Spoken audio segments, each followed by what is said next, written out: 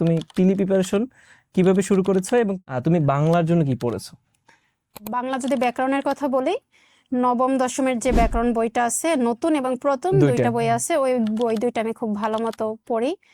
এবং এমসিকিউর জন্য আমি একটা শিকড়ের এমসিকিউ বই আছে, ওইটা প্র্যাকটিস শিকারের করি। প্রশ্নপাঠ। হ্যাঁ, প্রশ্নপাঠ ওইটা। তবে অগ্রদূত ভালো। বাংলা সাহিত্যর ক্ষেত্রে সৌমিত্র শেখরের সাহিত্য জিজ্ঞাসা নামে একটা বই আছে, আমি ওই বইটা পড়ি। তো ওই বইটা হচ্ছে পিলি রিটেন দুইটা কি আসলে ভালো প্রিপারেশন এনে দেবে। তো ইংলিশের ক্ষেত্রে আপনি অবশ্যই 6 থেকে ইন্টারমিডিয়েট পর্যন্ত যে ইংলিশ স্টুডেন্ট আছে তাদের হচ্ছে প্রাইভেট পড়ানো ট্রাই করবেন। তো এই ক্ষেত্রে যে আমি যে বইটা পড়েছি সেটা হচ্ছে মাস্টার বই।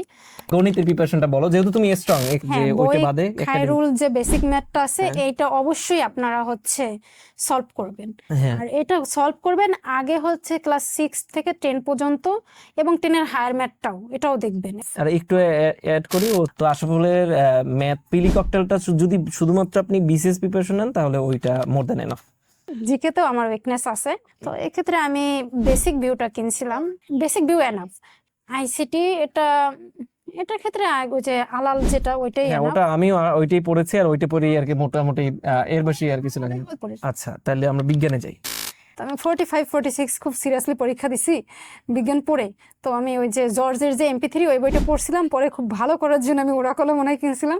এলো আর কোন সাবজেক্ট কি বাকি পড়ছে আমাদের? ও সুশাসন আছে। সুশাসন আসলে আমি ফার্স্ট বেসিক ভিউ দিয়ে পড়ে ফেলি।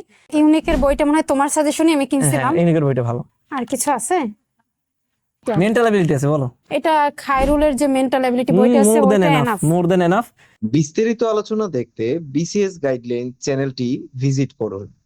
ধন্যবাদ।